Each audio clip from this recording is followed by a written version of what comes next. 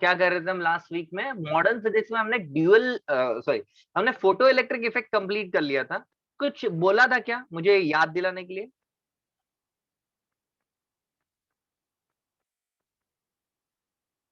एक पॉइंट बचा था। वो बैटरी लगाने से बढ़ता है, वो वाला पॉइंट हो गया क्या?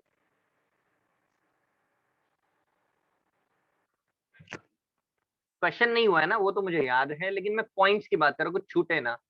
वो डिपेंडेंसी रिलेशंस हुए थे क्या, कि इंटेंसिटी को कांस्टेंट रखा, फ्रीक्वेंसी को कांस्टेंट रखा, फाई को चेंज किया तो क्या होगा? लंबा वाला बाकी है। ग्रेट, समझ गया मैं, वही होगा फिर। चलो समझ गया मैं। हमारा एक पॉइंट बाकी है। This is point number which 15 16 17 कौन सा है? 17। तो 17 पॉइंट में हमें यह समझना है कि सबसे पहले तो बेसिक इक्वेशंस लिख लेते गाइस। हमारा इक्वेशन होता है H F is equal to work function plus K maximum, right? आने वाला energy is equal to work function plus K maximum. Work function को फाई लिखते हैं, के मैक्सिमम को ईवीएस लिखता है। तो यहां से स्टॉपिंग पोटेंशियल का वैल्यू मिल जाएगा H F minus phi divided by E. H F minus phi divided by ई।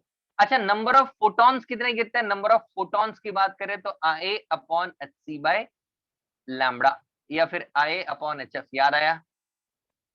ये एक चीज और याद रखनी है, नंबर ऑफ फोटॉन्स फॉलिंग पर सेकंड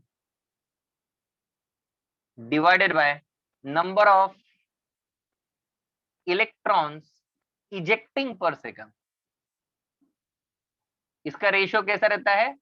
कांस्टेंट, मतलब जितने ज्यादा फोटोन गिरेंगे उतने ज्यादा इलेक्ट्रॉन निकलेंगे। ठीक है ना? 100 फोटोन गिरे तो ऑब्वियस सी बात है ज्यादा, मतलब 100 के करस्पॉन्डिंग बेसिकली 10 1% 2% ही इलेक्ट्रॉन निकल पाता है एक्चुअली। सो लेकिन 100 से ज्यादा 1000 हो जाएंगे तो वो 1% बढ़ के 1 से कितना हो जाएगा? 10 हो जाएगा। ओके, अभी स्टार्ट किया है।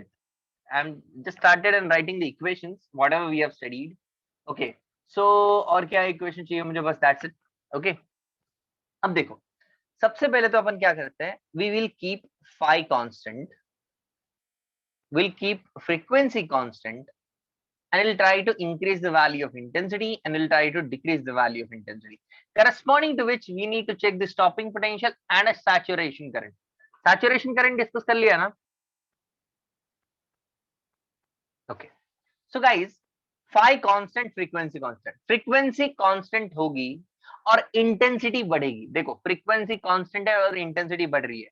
इंटेंसिटी बढ़ेगी तो number of protons, not protons, number of photons, photons will increase. Photon अगर इंक्रीज करेंगे तो नंबर ऑफ इलेक्ट्रॉन्स भी, नंबर ऑफ इलेक्ट्रॉन्स भी इंक्रीज करेंगे। बहुत बढ़िया। देखो, जो बच्चे अभी लेट ज्वाइन कर रहे हैं, पहली बात तो यार टाइम पे ज्वाइन कर लिया अगर मेरा क्लास टाइम पे शुरू होता है। ठीक है? दूसरी बात कि ये इक्वेशन मैं पढ़ा चुका हूं बेटा आपको, ये दोनों इक्वेशन। इस इक्वेशन से वीएस, है ना, वीएस जो होता है, वीएस स्टॉपिंग पोटेंशियल, ये निकाला है बस मैंने। और दूसरी बात मैंने ये बोला कि फोटॉन इतने गिरते हैं तो फोटॉन और इलेक्ट्रॉन का रेशियो भी कांस्टेंट रहना चाहिए। मतलब फोटॉन बढ़ेंगे तो इलेक्ट्रॉन भी बढ़ेंगे। तो यहाँ दिख रहा है इंटेंसिटी बढ़ने से फोटॉन बढ़े, फोटॉन बढ़े तो इलेक्ट्रॉन बढ़े, और इलेक्ट्रॉन बढ़े तो करंट भी बढ़ गया, तो यहाँ करंट घट जाएगा। अब बताओ, अगर मैं इंटेंसिटी को चेंज कर रहा हूं, क्या कोई इफेक्ट स्टॉपिंग पोटेंशियल पे हुआ? Is there any effect on stopping potential? ना। तो इसका मतलब ये रहेगा कांस्टेंट, इस पे कोई भी फर्क नहीं पड़ेगा। अब सेकंड पॉइंट, अगर मैं फाई को कांस्टेंट रखूं और मैं फ्रीक्वेंसी के बदले इंटेंसिटी को कांस्टेंट रखूं, and if I increase the value of frequency and decrease the value of frequency, what will happen? Tell me, frequency बढ़ गया तो ये डिफरेंस, फ्रीक्वेंसी बढ़ने से डिफरेंस क्या हुआ? बढ़ा। If difference increases, stopping potential increases, and here it is decreasing. बराबर है? अब बताओ, फ्रीक्वेंसी बढ़ने से नंबर ऑफ फोटॉन्स, फ्रीक्वेंसी बढ़ने से नंबर ऑफ फोटॉन्स, हाँ रॉन्ग, डिक्रीज, उल्टा रिलेशन है। नंबर ऑफ फोटोन डिक्रीज तो नंबर ऑफ इलेक्ट्रॉन भी decrease, electron decrease So current decrease, current increase, like this. Is that clear to all of you? Is that clear? सबको समझ में आ रहा है? देखो ये ये एग्जाम में ऐसा नहीं अलग अलग फॉर्मेट में पूछता है, मेरा काम है तुमको कंसेप्ट सिखा देना, फिर कोई भी क्वेश्चन आ जाए तुम कर पाओ। ठीक है, अब देखो तीसरे केस में I'll keep a value of intensity constant, I'll keep a value of frequency constant.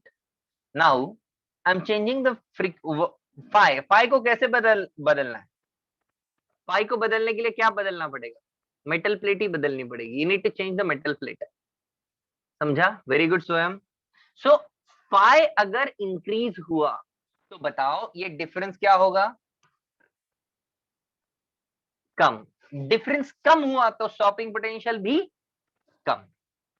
और यहाँ पे उल्टा, यहाँ पे कमेंट नहीं कर सकते गाइस, अपन कमेंट करंट के बारे में नहीं कर सकते बिकॉज आप कंप्लीट मेटल प्लेट बदल रहे हो। तो करंट पे कमेंट करना is not good here because you are changing metal plate, so you don't know about the number of electrons available for the conduction in the first place, and that is why you don't comment on the current. Okay, is that clear to all of you?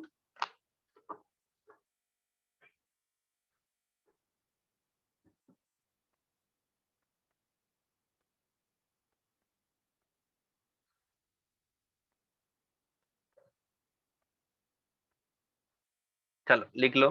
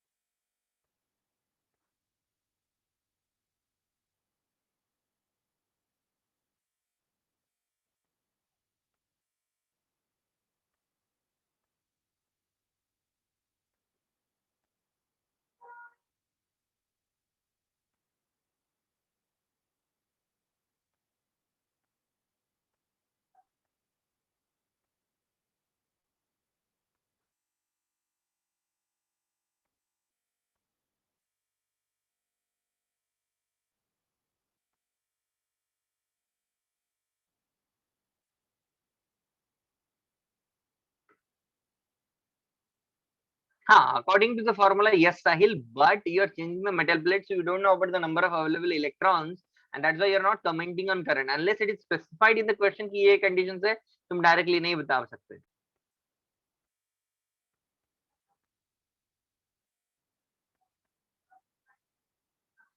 Yeah, Rutuja, you can do that, but it's very difficult. Phi is property of the metal, so you need to change metal for that. Okay.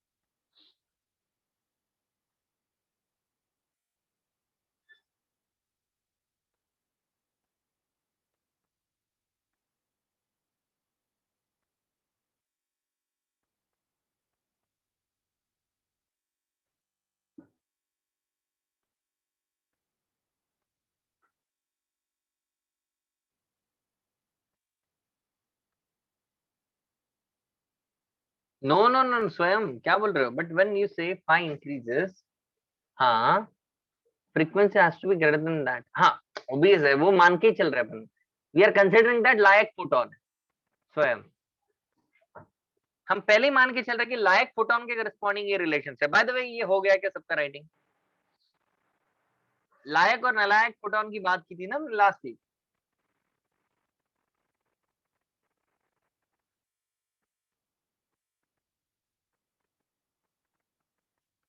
एक और point है guys, एक और point discuss करता हूं मैं, 18th point. बहुत सारे पॉइंट्स है नहीं, बट ये 18 पॉइंट अगर आपने समझ लिया ना, मैं बता रहा हूँ आपको, आपको कोई कोई बुक रेफर नहीं करना है इसके अलावा, इस नोट्स के अलावा।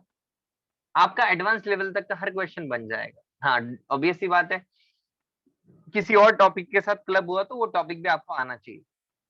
आपने एचसीवी देखी, आपको एचसीवी में वेव ऑप्टिक्स और फोटो इलेक्ट्रिक इफेक्ट दिखा होगा, magnetism plus photo electric effect दिखा होगा,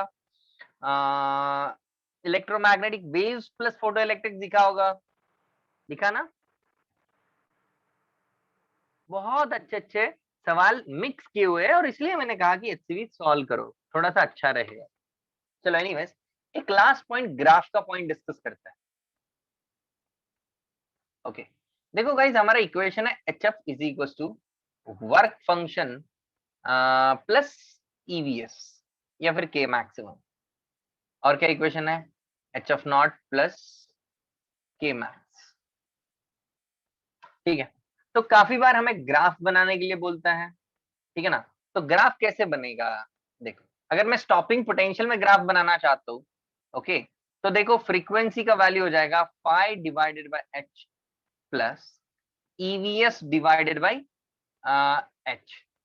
तो ये y एक्सिस पे y equal to M X plus C होता है, तो यहाँ एम एक्स और ये सी, तो m की वैल्यू ई बाय एच आ जाएगी, ठीक है। और x एक्सिस पे स्टॉपिंग पोटेंशियल है, राइट। चाहे जो ग्राफ बनाने को बोले आपको, आप बना सकते हो। y एक्सिस पे आपने ये ले लिया, y इंटरसेप्ट तो आपका पॉजिटिव आ रहा है, जिसकी वैल्यू है फाई डिवाइडेड बाय एच, निकाल सकते हो। स्लोप की वैल्यू क्या है आपकी? E divided by H. Is that clear? आपको जो भी ग्राफ बनाने को बोले, किसी के बीच में भी बनाने को बोले, क्या बना सकते हो आप लोग? ये एक ग्राफ मैंने बताया जस्ट कि आप ऐसा कर सकते हो अगर आपको पूछे तो। चलो फटाफट लिखो, फिर कुछ क्वेश्चंस करते हैं।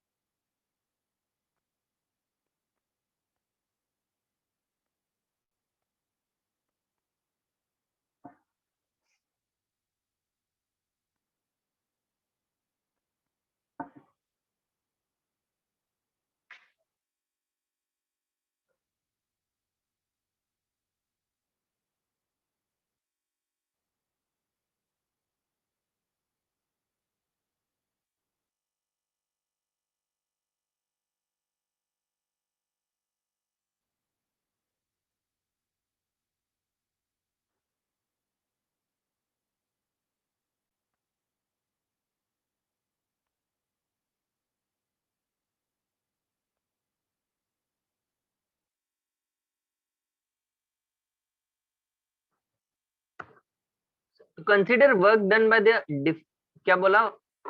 To consider work done by difference in potential of an electron, हमें प्लेट को बीच में इलेक्ट्रिक फील्ड देनी पड़ेगी। एक मिनट, आप स्वयं समझ नहीं पाए। To consider work done by difference in potential, ठीक है। Work done equals to charge into potential होता है, ठीक है, के बीच में इलेक्ट्रिक फील्ड लेनी हो। Electric field between the plate exist करती है ना, क्यों नहीं करती है? करती है, बिल्कुल भी, बिल्कुल करती है। और तुम उसको निकाल भी सकते हो। इलेक्ट्रिक फील्ड निकालना है तो आपको पोटेंशियल डिफरेंस को डिस्टेंस बिटवीन द प्लेट से डिवाइड करना पड़ेगा, ठीक। ओके, चलो के मैक्सिमम।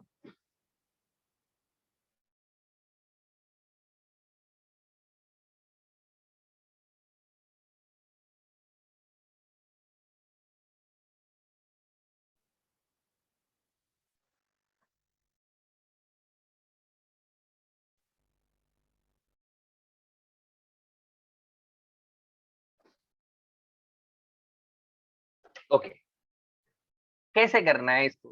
बहुत ही बेसिक और बहुत ही सिंपल क्वेश्चन है। सबसे पहले तो सबको याद है एनर्जी का formula. Everybody remember the energy formula.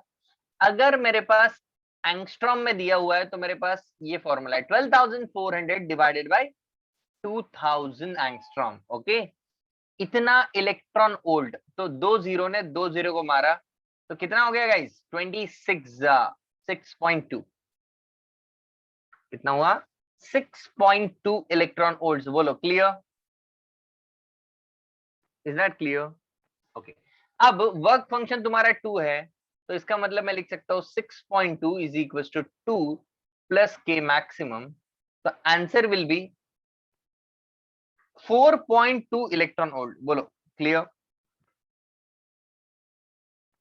अगर वो कन्वर्ट करने को बोलता है कर सकते हो, 4.2 इंटू 1.6 इंटू 10⁻⁻19 जूल्स। ये जूल्स में हो गया। क्लियर है बेटा? समझ में आ रहा है? सबको समझ में आया? एक और क्वेश्चन देता हूं मैं, ठीक है?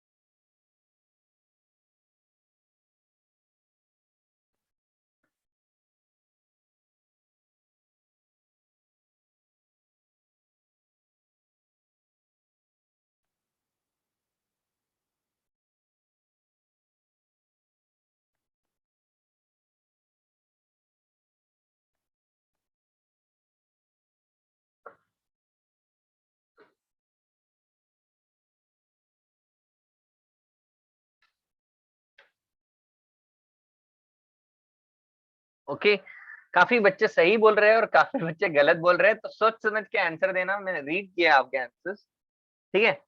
Very good, very good. काफी बच्चों ने सही सॉल्व किया, बिल्कुल सही सॉल्व किया, बिल्कुल।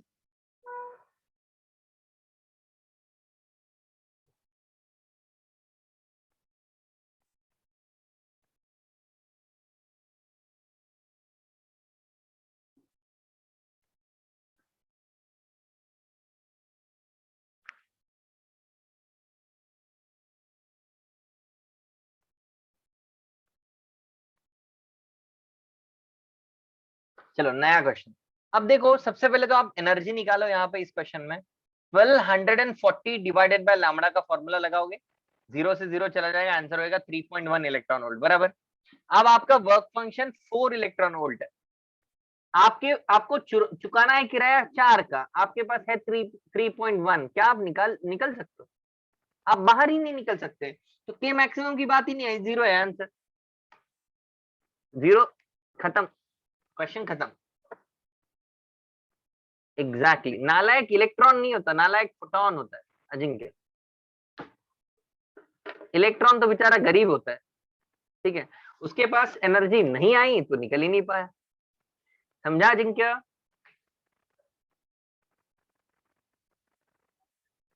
Voice is lagging, are you sure?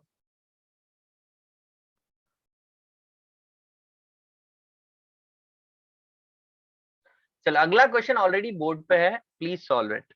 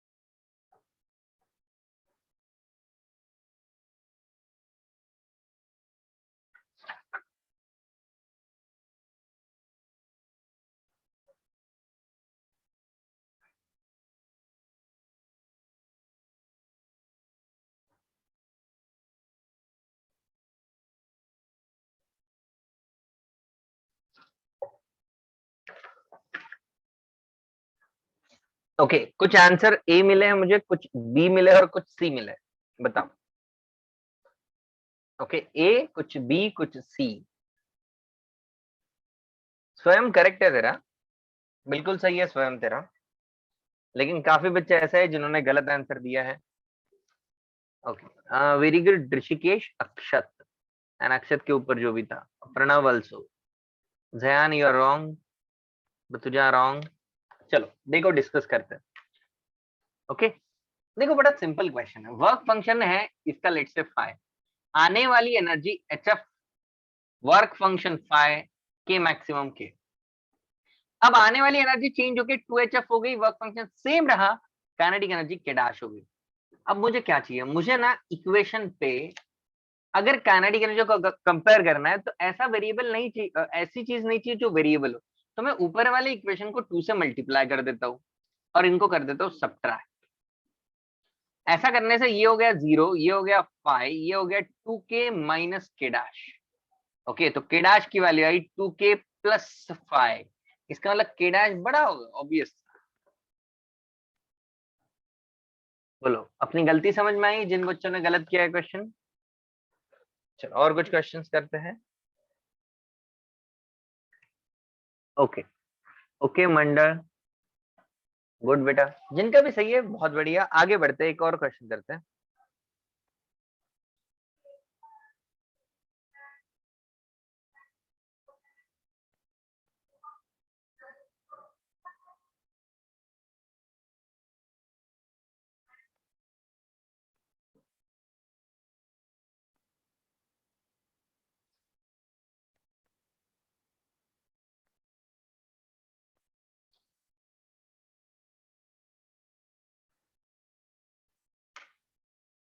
Can you please text, yes B is correct लिखा ना, B is only right option. Can you please text on all man, what Ayush, what happened? I am not texting.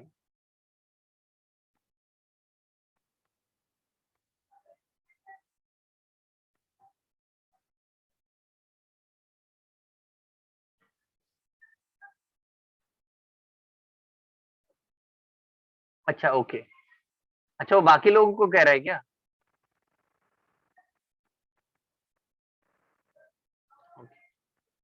ठीक है ठीक। चलो अगला question समझ में आ रहा है क्या? एक मेटल पे लैम्बडा डाला, स्टॉपिंग पोटेंशियल V मिला, 2 लैम्बडा डाला, स्टॉपिंग पोटेंशियल V/3 मिला, तो बताओ लैम्बडा नॉट, थ्रेशोल्ड वेवलेंथ क्या है?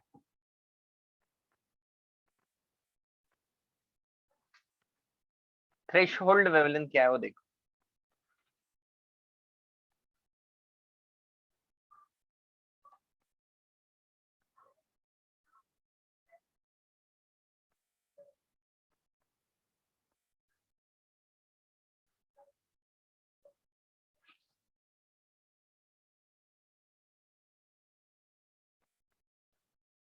ठीक है बेटा कोई बात नहीं है, मुझे मैसेज आने चाहिए ना सिद्धार्थ।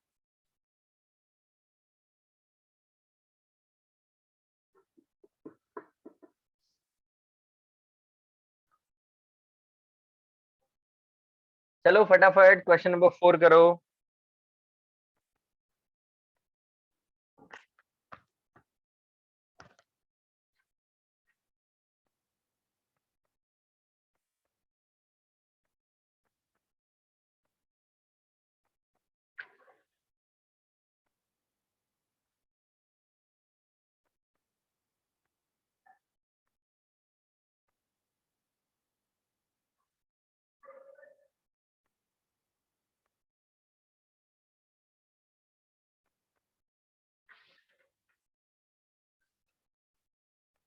आंसर लैम्बडा के टर्म्स में चाहिए, चाहो तो ऑप्शन ले लो।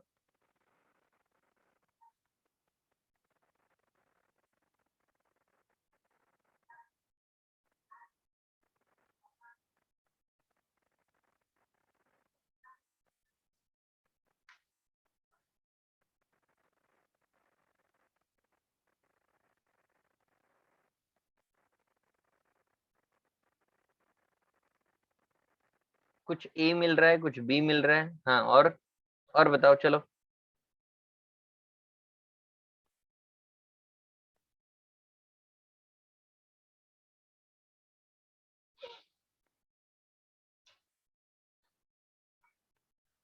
बी काफी लोगों का मिला मुझे।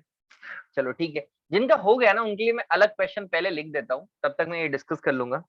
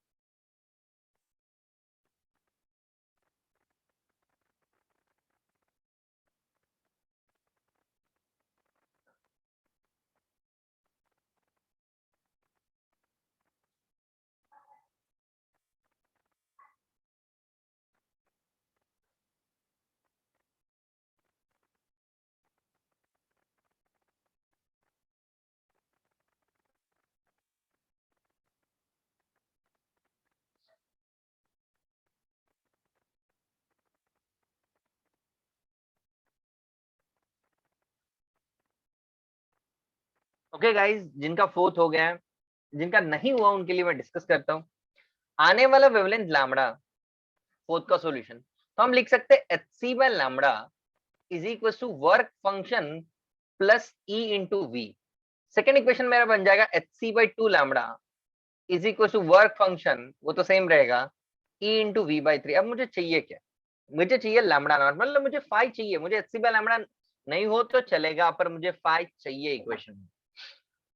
ठीक है, तो मैं क्या करूंगा, किस टर्म को उड़ाना मेरे लिए बेटर है? तो ऐसा करते हैं, ईवीएस वाले टर्म को उड़ा देते हैं, मतलब ऊपर वाले इक्वेशन को तीन से डिवाइड कर देते हैं। ओके, और नीचे वाले में से ऊपर वाला माइनस कर देते हैं।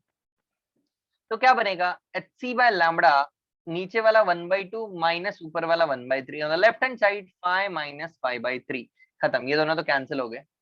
ओके, यहां से मिलेगा two five divided by three is one by six, that is H C by six lambda.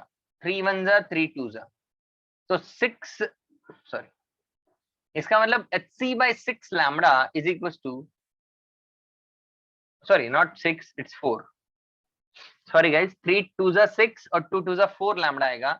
और फाइव की वैल्यू होती है H C by lambda naught. H सी ने एच सी को मारा, lambda naught equal to four times of lambda, which is nothing but option B. तो जिन्होंने भी बी सॉल्व किया था वो बिल्कुल सही किया उन्होंने।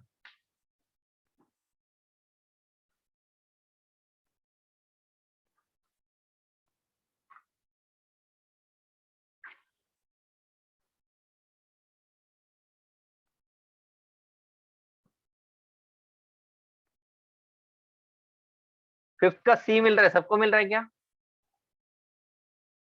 फिफ्थ का सी सबको मिला, या अभी सॉल्व कर रहे हो? जो एडवांस के बच्चे उनके लिए एक एक्स्ट्रा क्वेश्चन है, एज ए होमवर्क है, लेकिन ये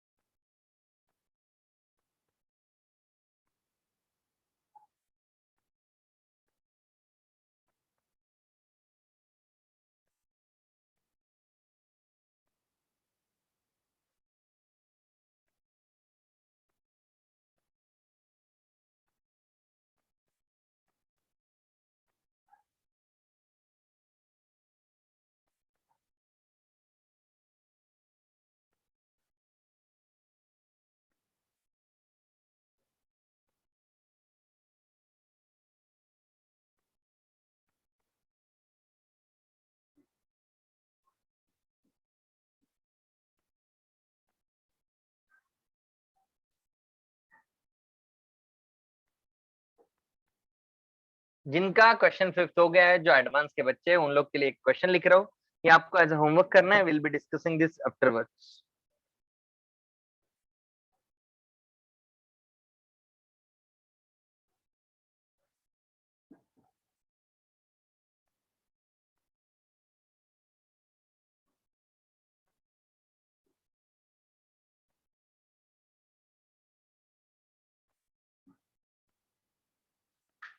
ओके गाइस, क्वेश्चन 5th को डिस्कस किया जाए। Can we discuss question 5th now? हो गया सबका अटेम्प्ट? बहुत ही सिंपल क्वेश्चन है। सबसे पहले मैं इक्वेशन लिखूंगा। मेरी आने वाली एनर्जी है 2 hf नॉट। मेरा वर्क फंक्शन उसने दिया है hf not plus k max 1। Second equation मेरा बनेगा, चलो इसको सिंप्लीफाई कर लेते हैं, तो hf नॉट की वैल्यू k1 के बराबर आएगी यहाँ से। ये मेरा पहला इक्वेशन है।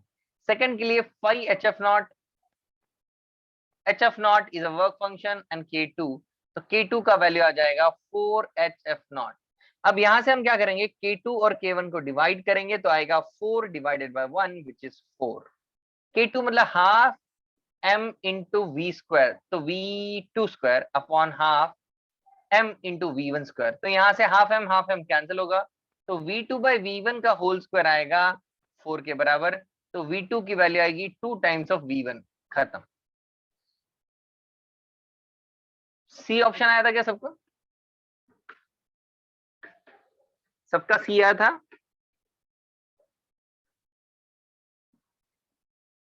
परफेक्ट। सो देखो, तुमने जो सॉल्व किया और मैंने जो सॉल्व किया, तुम देखना कि तुमने हो सकता है कि स्टार्टिंग में थोड़ा वैल्यूज वैल्यूज स्टार्टिंग में ही पुट कर दी होगी। ऐसा किया क्या किसी ने? स्टार्टिंग में ही वैल्यू पुट करके फिर सिंपली आंसर तो डेफिनेटली मिला है, लेकिन कोशिश क्या करना पता है, ऐसे करने की। ऐसा कितने लोगों ने किया?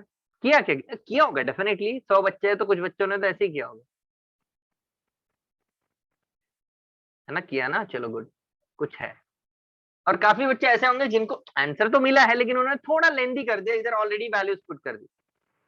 हाँ, पहली वैल्यूज डाला था ना, हाँ वेरी, वो ऐसा होता है। तो मैं ये क्यों बताना चाहता हूँ, क्योंकि देखो ऐसा होता है ना कि तुम पहले वैल्यू डालोगे तो एक तो तुम कैलकुलेशन में कोई एक हाथ 2 4 मिस कर दोगे, वहां एक गलती हो सकती है। दूसरी बात, तुम्हारा लिखने में ज्यादा टाइम जाएगा। समझ रहे हो पॉइंट? तुम ऐसा किया करो। और इनफैक्ट मैं अगर स्टूडेंट होता ना तो मैं ये लिखता भी नहीं, मैं डायरेक्ट लिख लेता v2 by v1 equal to 2। मैं स्टेप्स को स्किप करता। अगर मैं थोड़ा फास्ट हूँ मैथ्स में तो मैं स्टेप को स्किप करूंगा और उससे फायदा होगा, लेकिन वो वही करेगा जो गलतियां कम करता है। क्योंकि काफी बच्चे होते हैं जो स्टेप को स्किप करते करते नंबर को भी स्किप कर देते हैं। ठीक है, वैसा भी नहीं करना है, हमें नंबर लाने हैं, जो आता है उसके नंबर आने ही चाहिए, है ना? चलो ठीक है। ये एडवांस वालों ने लिख लिया क्वेश्चन? एडवांस वालों ने क्वेश्चन उतार लिया?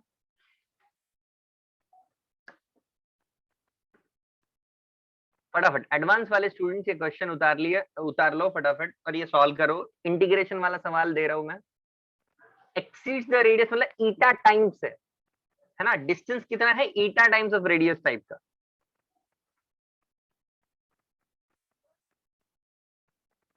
नहीं, ऐसा कुछ आंसर नहीं है। आंसर देखता हूं मैं, आंसर का फॉर्मेट ऐसा तो नहीं है यार आंसर।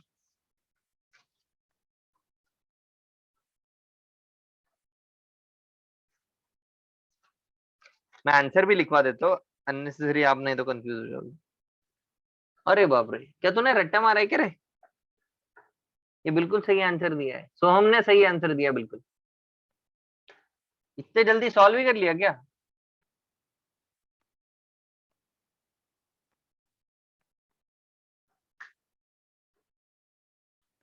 सोहम, इतने जल्दी सॉल्व कर लिया तूने?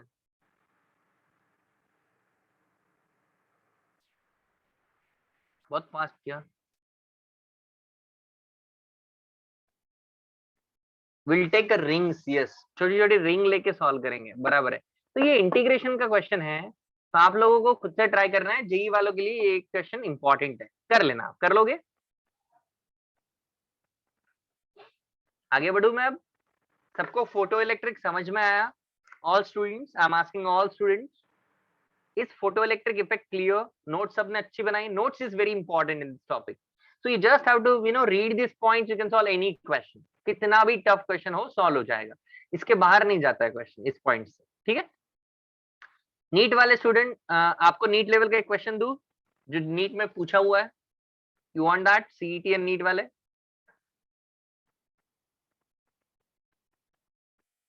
चलो एक क्वेश्चन देता हूं जो नीट में ऑलरेडी पूछा हुआ है। Let me see the question.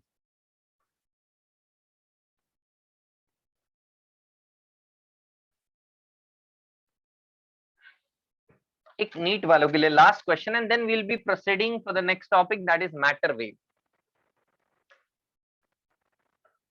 एक last question for NEET student, this was asked in NEET 2016। 4 question पूछते हैं मॉडर्न में, उसमें से ये एक क्वेश्चन था।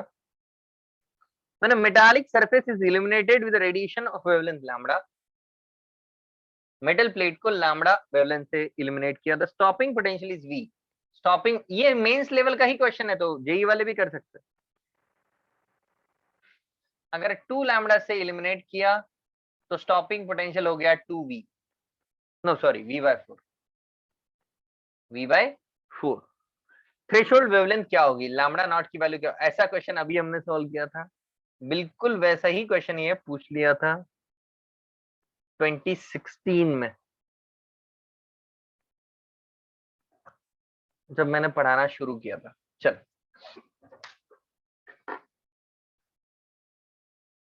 लिख लो और सॉल्व करो और बताओ कौन सा ऑप्शन सही होगा।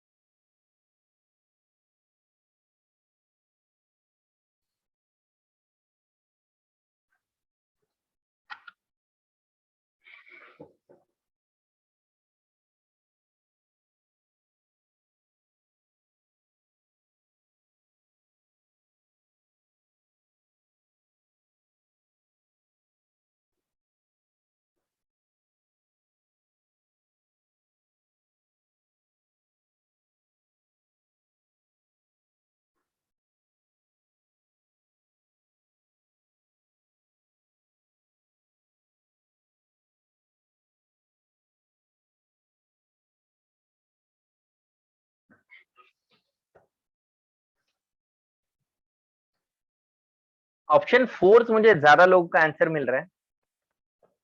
एडवांस वाले स्टूडेंट्स मैंने ये डिस्कस नहीं किया अभी, पर ये सारे क्वेश्चंस हम डिस्कस करेंगे, लेकिन आप इनकी प्रैक्टिस अच्छे से करते रहना। मैं नहीं चाहता कि खाली ऐसे सवाल लो, ये तो आएंगे ही हमें एडवांस में, लेकिन एक आध इंटीग्रेशन भी हमें करना चाहिए, तो उससे मजा आती है। ठीक है, अब देखो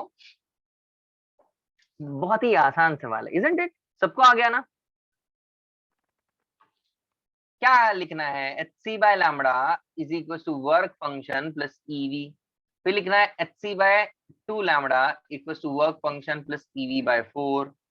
आपको क्या चाहिए, थ्रेशोल्ड वेवलेंथ, तो आप ईवी बाय 4 करना है तो इसको बाय 4 कर दो, सब्ट्रैक्ट करो, तो यहाँ से आएगा 3 पाई/4 और यहाँ से आएगा basically H C by 4 lambda. 4 से 4 सब्ट्रैक्ट किया गाइस इन दो इक्वेशन को, 4 से 4 कैंसिल, एच सी से एच सी कैंसिल हो जाएगा, तो लैम्बडा इक्वल टू आएगा 3 lambda equal to lambda naught आएगा। Yes, option D correct. अरे कोमल क्यों स्टक हो गई, ये इक्वेशंस लिखनी चाहिए ना तूने, समझी कि नहीं? इक्वेशंस लिखना है और सिंप्लीफाई करना है, तुझे फाई को रखना है, ईवी वाले टर्म को उड़ाना है, और कुछ नहीं।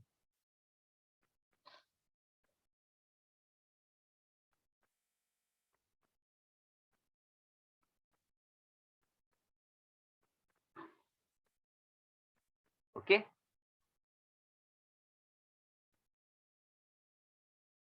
आगे बढ़ू।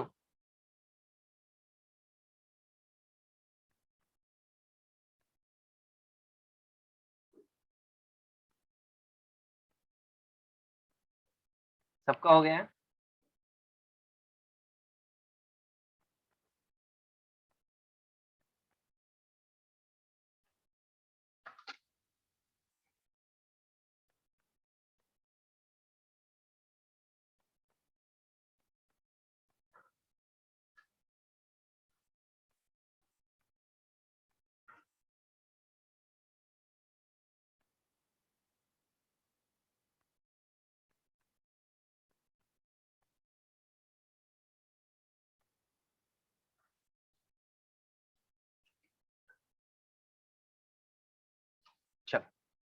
अब आगे बढ़ते गाइस, सब लोग ध्यान देंगे। क्या बोल रहा है Kisna?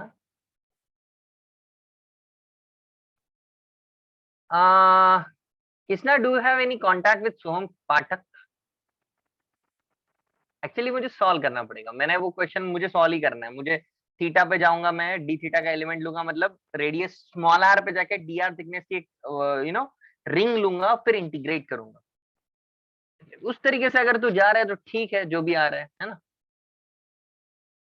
No no no, he wanted to discuss actually, that's why I said. Okay चलो। सो गाइस, अब सब लोग ध्यान देंगे, लिखेगा कोई नहीं, बिल्कुल समझेंगे, बहुत ही आसान और बहुत छोटा टॉपिक है। मुझे लगता है कि एक स्लाइड में अपन इसको कंप्लीट कर देंगे। सब लोग ध्यान देंगे, लेकिन है ना, कोई लिखेगा नहीं, प्रॉमिस मी, सब लोग अच्छे से ध्यान देंगे। देखो, डिबोगली नाम के साइंटिस्ट, काफी मैंने बताया आपको कि काफी काफी होशियार साइंटिस्ट है। उन्होंने क्या ऑब्जर्व किया था कि चारों लोगों ने कुछ कुछ फिनोमिना बताया कि उन्होंने, किसी ने बोला कि लाइट का पार्टिकल नेचर है, किसी ने बोला वेव नेचर है। उन्होंने कंक्लूड कर दिया कि दोनों नेचर एग्जिबिट करता है। बट कुछ दिनों बाद उन्होंने और रिसर्च की तो पता चला कि every particle in the universe exhibit dual nature. Every particle exhibit dual nature show करता है। But any one nature dominates, any one nature dominates. फिर ये देखना कैसे है, कौन डोमिनेट करता है, वो कैसे देखना है? ओके, तो उन्होंने कहा कि देखो भाई, उसको देखने के लिए, ओके, बहुत बड़े रिस्क टेकर है वो सर, अजिंक्य कौन, पता नहीं। ओके, सो उन्होंने कहा कि देखो, इफ सी, उन्होंने कहा कि देखो, मैटर मतलब क्या होता है, अल्फा पार्टिकल, न्यूट्रॉन, प्रोटॉन, हम सब क्या है, मैटर है ना। तो हम सब ड्यूअल नेचर शो करते हैं, लेकिन हमारे अंदर एक प्रॉपर्टी है जिसमें वन नेचर डोमिनेट करता है। कैसे देखना है कौन सा नेचर डोमिनेट कर रहा है? उसके लिए उन्होंने कहा कि देखो भाई, हर पार्टिकल का डिबोगली वेवलेंथ जो होता है, every particle have de Broglie wavelength, and the value of de Broglie wavelength is equals to h divided by momentum. क्या बताया उन्होंने कि value of de Broglie wavelength is h divided by momentum. अगर if lambda is comparable with the size, if lambda is comparable with size, कौन सा nature dominate करेगा? Wave nature will dominate. कौन सा नेचर डोमिनेट करेगा? Wave nature will dominate. बोलो clear? अगर आपका लैम्बडा, अगर आपका लैम्बडा और आपकी साइज थोड़ी बहुत सेम आ गई, तो आपके अंदर वेव नेचर की ज्यादा प्रॉपर्टीज है। I'll tell you Shreya, don't worry. And if your lambda is not comparable with size, then कौन सा nature? Particle nature will dominate. बराबर?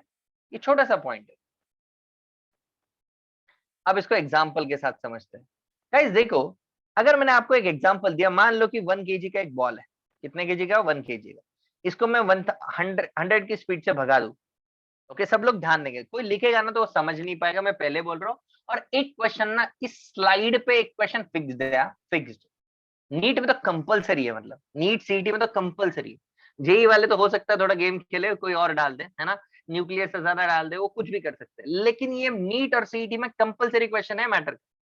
समझ रहे हो क्या? तो इसलिए अच्छे से ध्यान दो। मुझे बताओ, अगर मैं 1 kg को 100 से भगाऊं, तो मेरा मोमेंटम में लिख सकता हूँ और लैम्बडा भी लिख सकता हूँ। Lambda is 6.626 into 10⁻34 divided by momentum is mass into velocity is 100। बोलो समझ में आया? 6.626 into 10⁻36। बोलो, क्या 1 kg का साइज और ये वाला साइज कंपेरेबल है? नो। तो ये कौन सा नेचर डोमिनेट करेगा? Particle nature will dominate. बराबर है? अब देख, अब लेते हैं सेकंड एग्जांपल में इलेक्ट्रॉन, है ना। एक इलेक्ट्रॉन को भगाते हैं 100 मीटर पर सेकंड से। देखो, इलेक्ट्रॉन के लिए लैम्बडा का value 6.626 into 10⁻34। Mass of electron सबको पता है ना, 9.1 into 10⁻31। Everybody know this right? Multiplied by velocity is 100। तो ऑर्डर कितनी आएगी? बाकी सारे फैक्टर छोड़ दो, ऑर्डर कितनी आएगी? ये -29, 10⁻6 की ऑर्डर। बोलो, इलेक्ट्रॉन का साइज भी इस रेंज का है क्या? ऑर्डर है, मैंने बाकी कैलकुलेशन नहीं किया। इलेक्ट्रॉन का साइज है क्या इस नेचर का, इस टाइप का?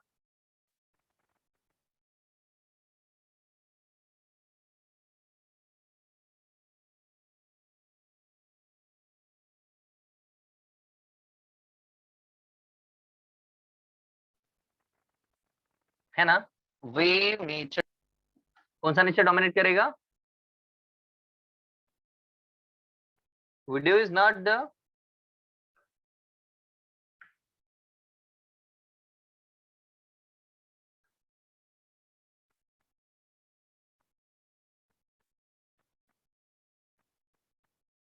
Is it there now? Is it there now? Blur है।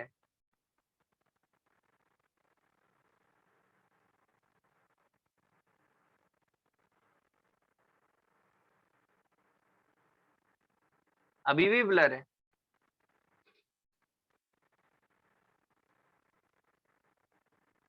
वेट करो, वेट करो, सब्र रखो।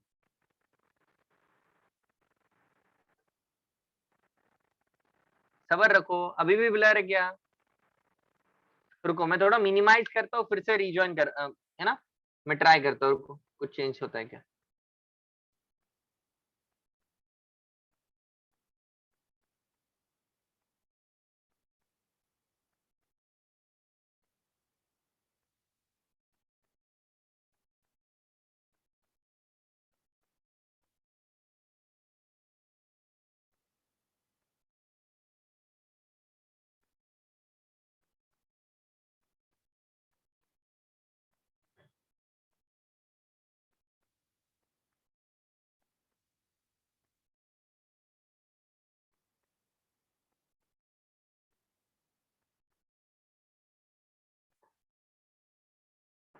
देखो कोई फर्क? Is there any difference?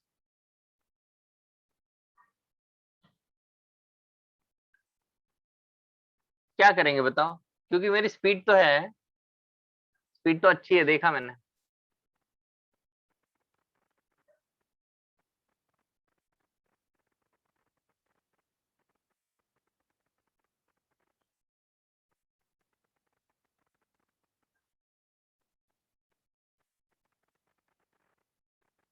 Okay चलो, एनीवेज, अब गाइज आपको ये समझ में आया कि, चलो मुझे बताओ, आप सुन तो पा रहे हो ना ढंग से, है ना। चलो, तो ये तो समझ गया कि कब कौन सा नेचर डोमिनेट करेगा। आप थोड़ा कंपैरिजन करते हैं, let's compare between these two. ठीक है, मतलब एक तरफ अपन रखते हैं फोटोन को, और दूसरी तरफ रखते हैं मैटर को। मैटर में क्या क्या आया? Electron, proton, neutron, alpha particle और अपन, है ना। ठीक है, सो फोटोन की स्पीड होती है सी, अपनी स्पीड होती है वी। अपन फोटोन की तरह भाग नहीं सकते। ठीक है, फोटोन का रेस्ट मास होता है 0, हमारा रेस्ट मास एग्जिस्ट करता है, हमारा कितना होता है? m0। फोटोन का मूविंग मास कितना होता है, याद है? हमने सीखा था, moving mass was hf upon C square और h अपॉन लैम्बडा सी, याद है? ओके, हम इसका मूविंग मास होता है मैटर का m0 √1 - v² / c², इसकी जरूरत नहीं पड़ेगी। फोर्थ, मोमेंटम की बात करें h/λ, इसके अलावा और कुछ नहीं लिख सकते। हाँ, एनर्जी के टर्म में E/c लिख सकते हो। क्या लिख सकते हो एनर्जी के टर्म्स में? E/c, because E is H, clear हो गया? ठीक है, E इज h/λ होता है, तो P कुछ h/λ। ठीक है, अब यहाँ आ जाओ, इसका मोमेंटम mv लिख सकता हूँ, इसका मोमेंटम h/λ लिख सकता हूँ, इसका मोमेंटम √2m लिख सकता हूँ। बोल, कोई रोक रहा है क्या तुम्हें ऐसा लिखने से? यहाँ पे कोई ऐसा लिखने से रोक रहा है क्या? बिल्कुल नहीं चलेगा। ठीक है, एनर्जी की बात करते हैं। एनर्जी की वैल्यू hf h/λ और p इंटू सी। यहाँ एनर्जी हाफ mv², या फिर p² divided by 2m, right? या फिर p² डिवाइडेड बाई 2m। समझ में आया क्या कंपैरिजन? समझ में आया कंपैरिजन?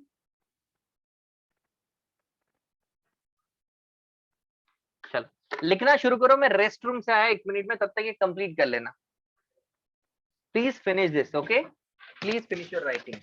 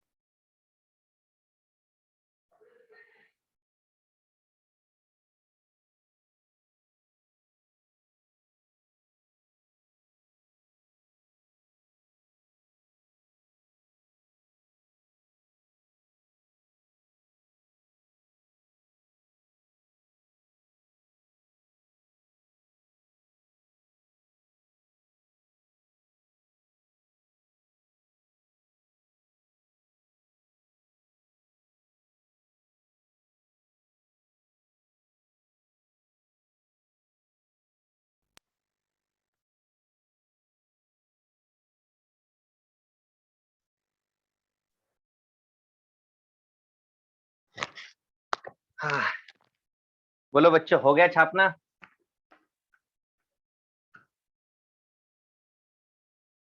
अरे क्या हो गया? We can't see the board क्यों बोल रहे हो?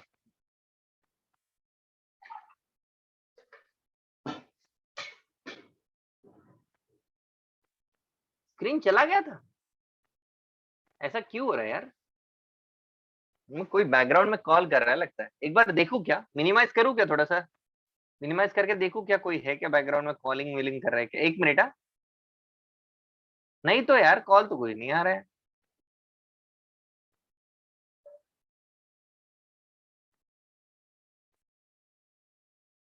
एवरीथिंग इज फाइन ना यश? ओके, थैंक यू बेटा। चलो लिखो। लिखो गाइस, अभी ठीक है ना? हाँ हाँ, लिखो बेटा, लिखो लिखो, लिखने के लिए कोई नहीं दिक्कत। लिख लो। पहले बताओ समझ में आया ना आपको? मैं क्वेश्चन दूं तो कर लोगे ना?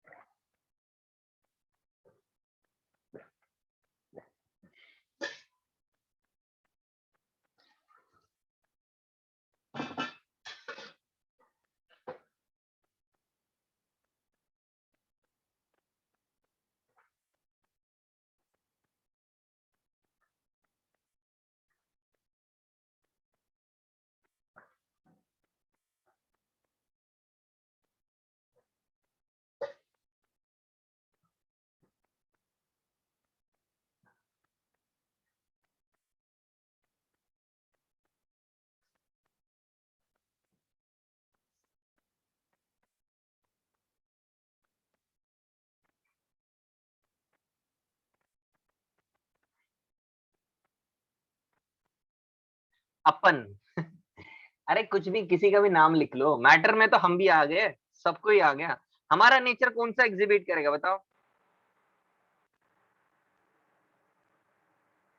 ओ maybe possible, because I have lot of lectures today. हम में पार्टिकल करेगा, बहुत बढ़िया, समझ गया ना? मतलब कंसेप्ट समझ गया ना? चलो ठीक है, देखते हैं।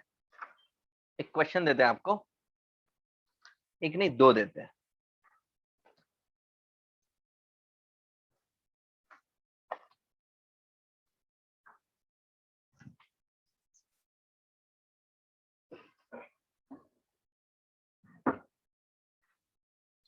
बोला आपका हो गया? एडवांस वाले क्वेश्चन का आंसर मैंने लिखवाया था ना रे?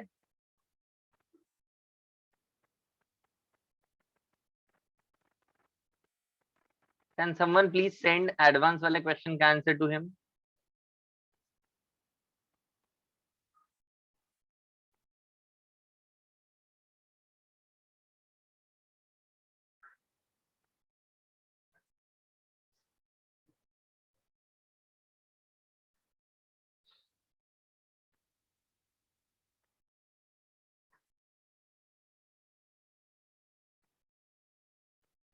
Yes, Soham, but send it to all the students.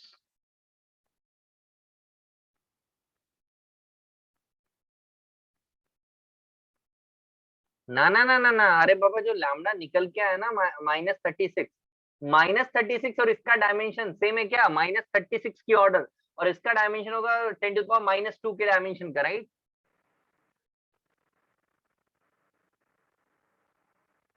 और इलेक्ट्रॉन की बात करें तो माइनस, इलेक्ट्रॉन कितना छोटा है यार, इतना एंगस्ट्रॉम लेवल तक का।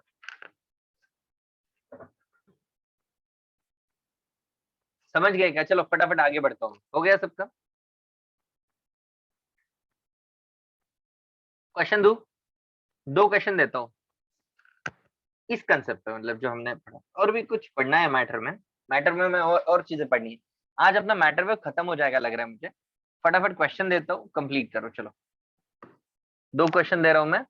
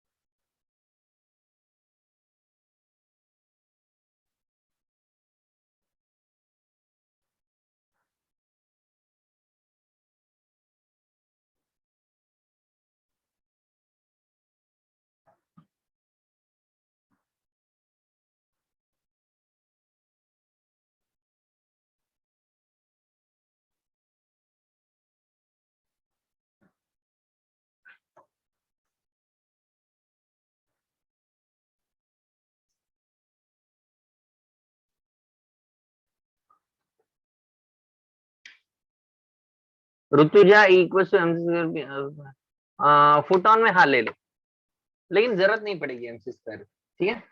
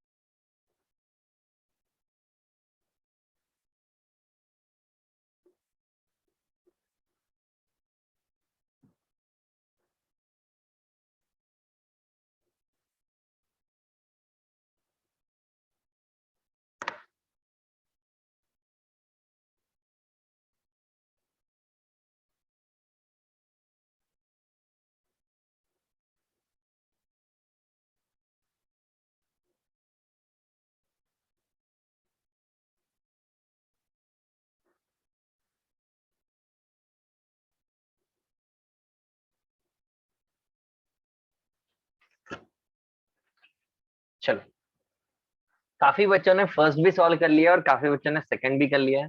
क्या मैं डिस्कस करूँ कि टाइम चाहिए, और दोनों एक साथ डिस्कस कर लूंगा।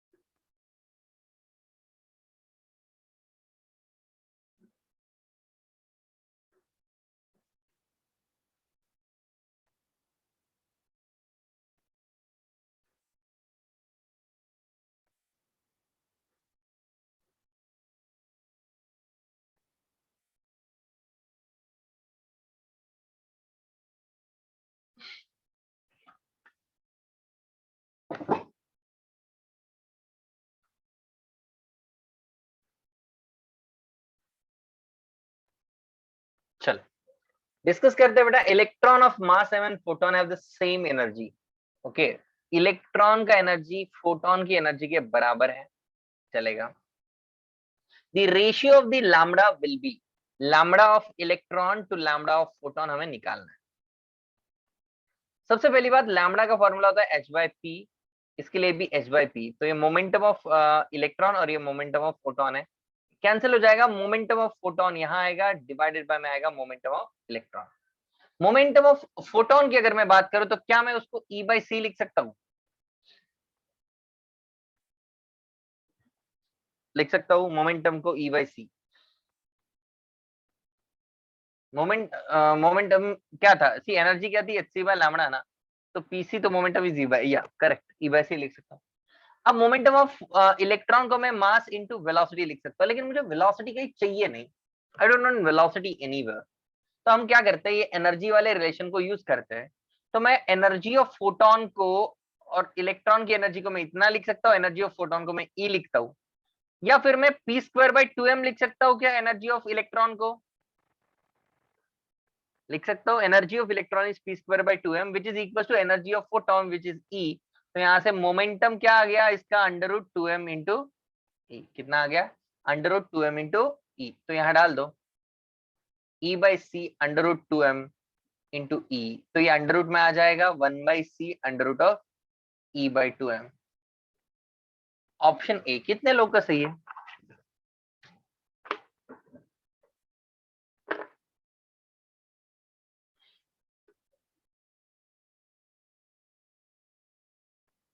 सही है ना?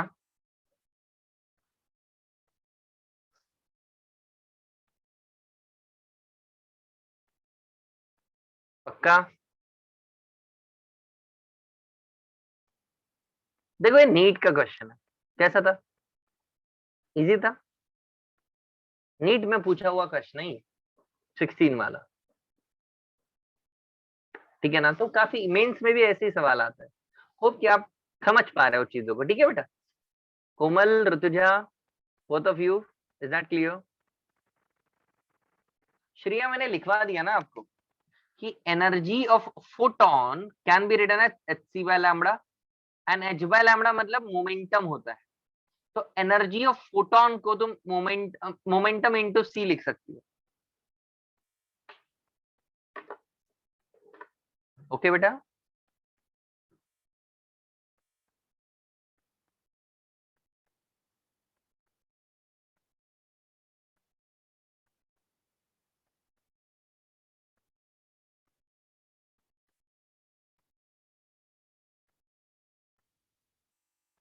ओके ओके, चलो एनीवेज कोई बात नहीं। सबको क्लियर है ना, आगे बढ़ो।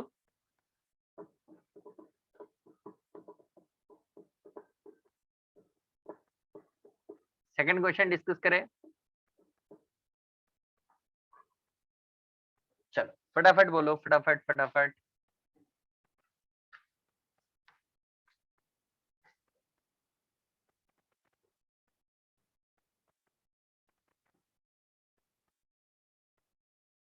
ओके, अब देखो यहाँ पे तो आपको फोटोन और इलेक्ट्रॉन का लैम्बडा ही सेम दिया है, तो मोमेंटम का रेशियो तो बड़े आराम से आ गया आपका। फोटोन और इसका मोमेंटम होता है h by lambda upon h by lambda, लेकिन दोनों का लैम्बडा सेम है तो मोमेंटम भी सेम होगा।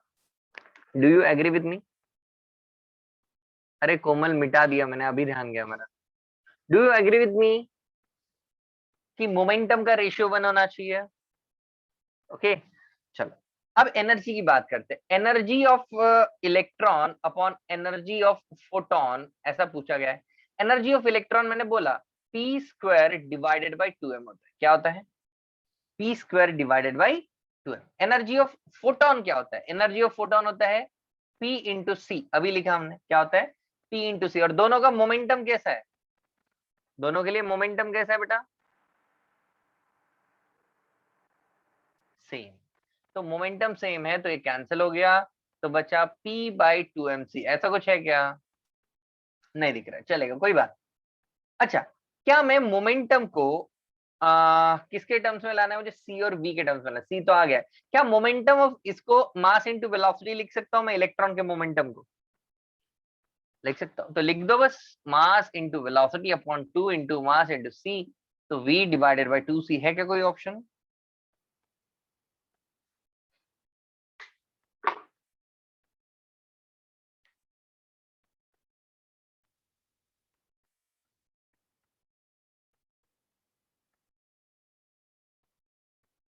Is that clear to all of you?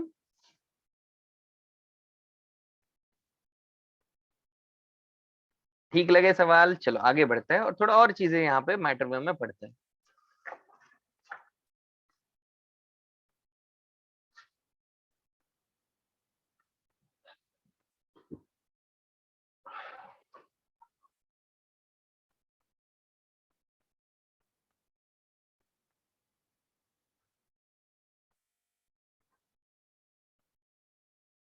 Done guys?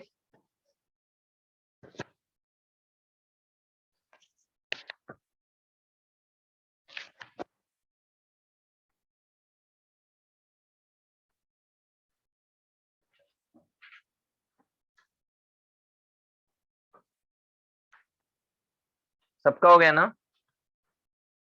मिटा रहा हूं मैं अभी, ठीक है। चलो अब देखो, इलेक्ट्रॉन गन सुना है क्या कभी? इलेक्ट्रॉन गन सुना है? चलो देखो, हमें निकालना है de Broglie wavelength of electron. De Broglie wavelength of electron, de Broglie wavelength of electron. Electron का डीबोगली वेवलेंथ कैसे निकालेंगे? सबसे पहले तो एक गन बनाते हैं, इलेक्ट्रॉन गन।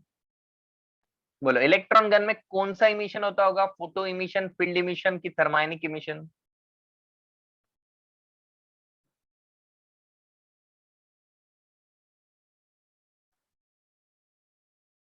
फील्ड इमिशन बोलो।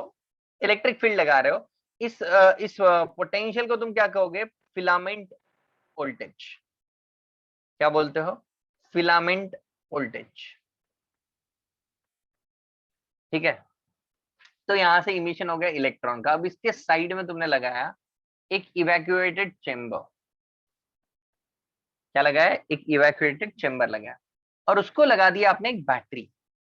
बताओ इस बैटरी को क्या बोलेंगे? इसके पोटेंशियल को एक्सेलरेटिंग पोटेंशियल, बिकॉज ये इलेक्ट्रॉन को क्या करेगी? Accelerate, and that's why it is called as accelerating voltage. तो इलेक्ट्रॉन एक्सेलरेट करता हुआ एकदम सामने गया, आपने यहाँ होल बना दिया, इलेक्ट्रॉन बाहर पड़ गया। ठीक है, सो दिस असेंबली, ये जो लेफ्ट हैंड साइड वाली असेंबली है, that is electron gun assembly. अब देखो हमें निकालना है de Broglie wavelength, and that is equal to h upon momentum according to the de Broglie. What is momentum? Momentum can be written as under root of 2m into kinetic energy. Now you are accelerating a charged particle with the battery of potential V. Tell me, can I write energy of the charge is charge into potential?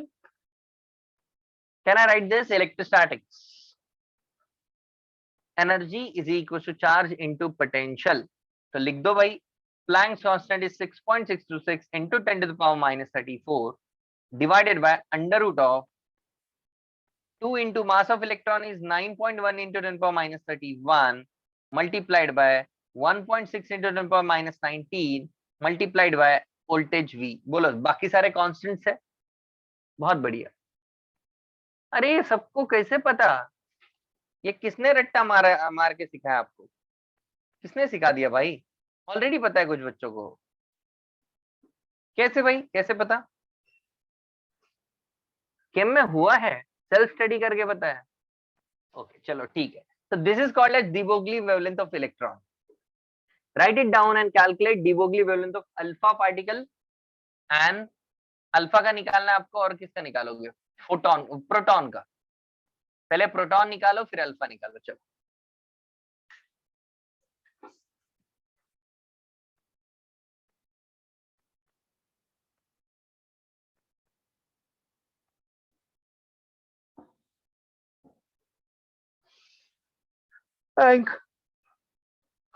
Angstrom होता है बेटा।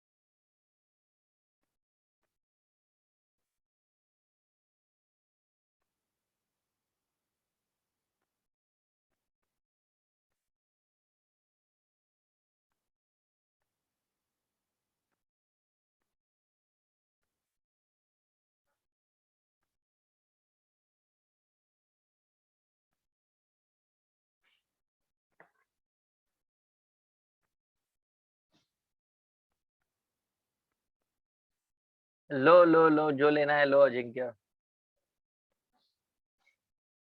ये writing होने के बाद बता देना।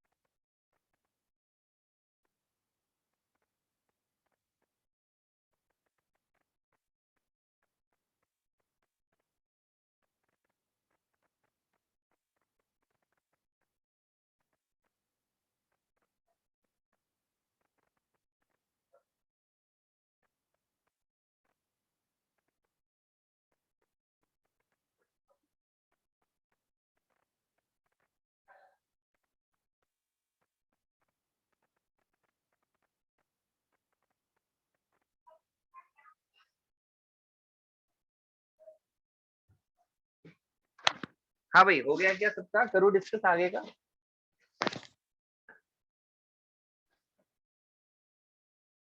अरे सेटअप तो एक्सप्लेन किया ना मैंने। हाँ, नक्षत्र। नक्षत्र देख, ये ना फिलामेंट है, मतलब सॉरी, ये फिलामेंट है, ये फिलामेंट वोल्टेज है। फिलामेंट से इलेक्ट्रॉन इजेक्ट होगा नक्षत्र, और ये बैटरी इसको भगाएगी। ओके, और ये भगाएगी, तो यहाँ से इलेक्ट्रॉन बैटरी के वजह से भागा, तो उसकी एनर्जी को हम चेंज करेंगे। अब देखो सेकंड वाला हम करेंगे, मैं कितना शॉर्टकट में कर रहा हूँ देखो। प्रोटॉन, नेक्स्ट में मैंने लिख दिया प्रोटॉन, इलेक्ट्रॉन से चेंज हो गया ये। खैर डायग्राम की कोई नीड नहीं है आपको, यहाँ पे मास ऑफ प्रोटॉन आएगा।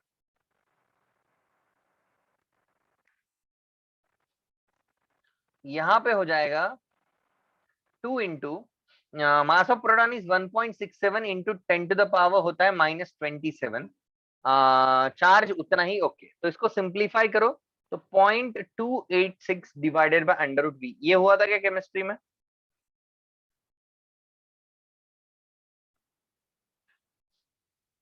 बेटा ये जो है पोटेंशियल एनर्जी जो दी, वो पूरी पोटेंशियल एनर्जी इलेक्ट्रॉन किस में कन्वर्ट करवाएगा?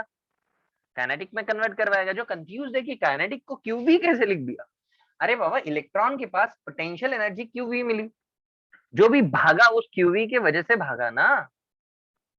समझे कि नहीं समझे? उसके पास दूसरा कोई नहीं था स्टार्टिंग में, बस वो क्यूवी था, उसकी वजह से वो पूरा कन्वर्ट हो गया काइनेटिक। चलो एनीवेज, क्या ये लिख लिया सबने प्रोटॉन का? फटाफट लिख लो, फिर अल्फा पार्टिकल का डिस्कस करते हैं।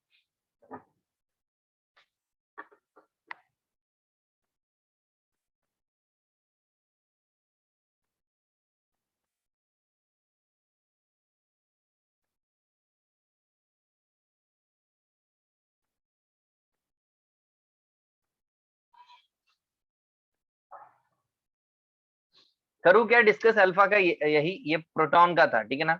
ये प्रोटॉन का था। अब अल्फा का डिस्कस करते हैं। देखो अल्फा के लिए, अल्फा पार्टिकल होता क्या है? अल्फा पार्टिकल का जो मास होता है, होता है 4 टाइम्स मास ऑफ प्रोटॉन, और अल्फा पार्टिकल के ऊपर चार्ज होता है 2 टाइम्स चार्ज ऑफ प्रोटॉन। इसका मतलब 8 का फैक्टर एक्स्ट्रा आ गया रूट में। इसका मतलब मैं डायरेक्टली लिखूंगा lambda of proton divided by root of 8, बराबर है lambda of proton divided by root of 8, direct लिख दिया। तो इसको रूट ऑफ 8 से डिवाइड करने पे आपको मिलता है 0.101 upon under root V angstrom, 101। Okay, ये आता है प्रोटॉन अल्फा का। ठीक है गाइस, लिख लो, डायरेक्टली लिख लो अल्फा का।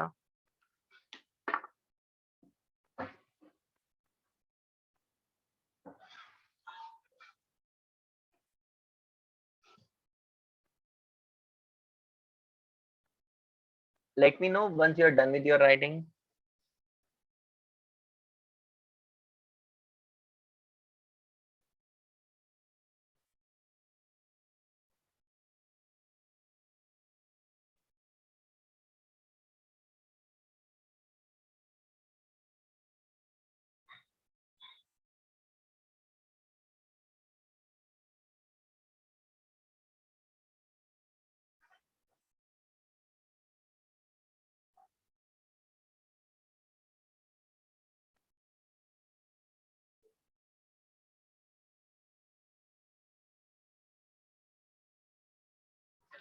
ओके चलो, सबका हो गया होगा शायद अभी तक।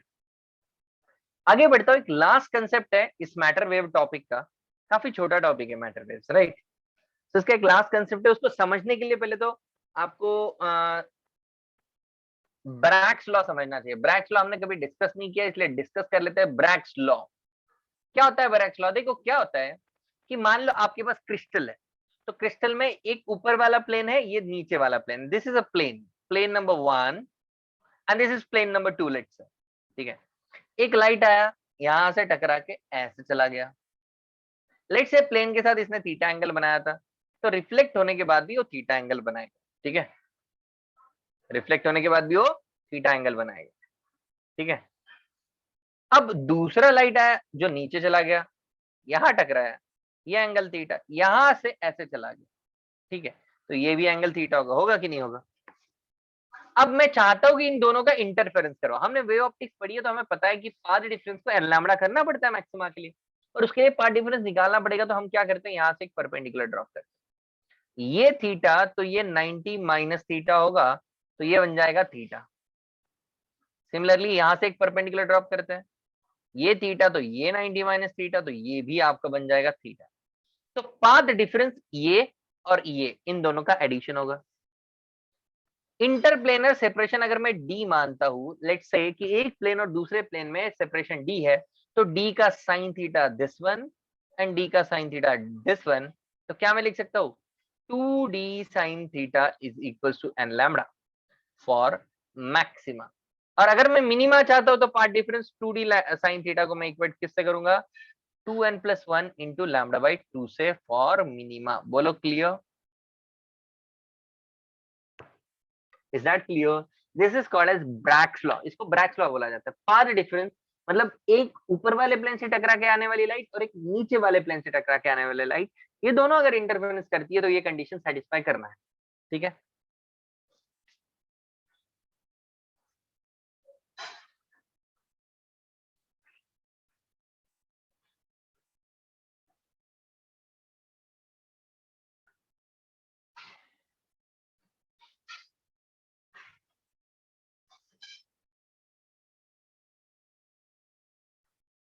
देखो चेंज इन मीडियम से जो एक्स्ट्रा पार्ट डिफरेंस आता है स्वयं वो तब आता है जब आप एक मीडियम से दूसरे मीडियम पे टकरा के वापस जाते हो, है ना। तो रेयरर से डेंसर आने पे ऐसा होता है। ठीक है, अभी आप एक ही मीडियम में हो, यहाँ पे पार्टिकल्स है ना, यहाँ पे क्रिस्टल, ये क्रिस्टल स्ट्रक्चर और यहाँ पे एक पार्टिकल है, उस पार्टिकल से आप टकराए हो, यहाँ पे भी आप पार्टिकल से टकराए हो, तो दोनों में आ जाएगा। बीच में तो एयर ही है हर जगह। ठीक है, तो मीडियम चेंज नहीं हो रही है, यहाँ पे पार्टिकल से टकरा रहे हो और पार्टिकल से टकरा रहे हो, तो यहाँ पे भी लैम्डा बाई 2 और यहाँ पे भी लैम्डा बाई 2 आएगा, जो एक दूसरे को कैंसिल कर देगा स्वयं। ठीक है, ऐसा मत समझना कि कोई और मीडियम है, नो इट्स एयर बेटा बीच में।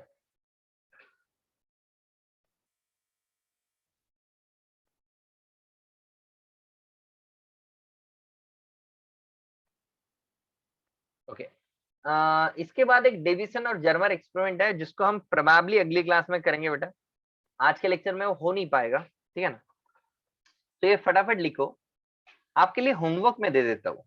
I give you homework today's homework.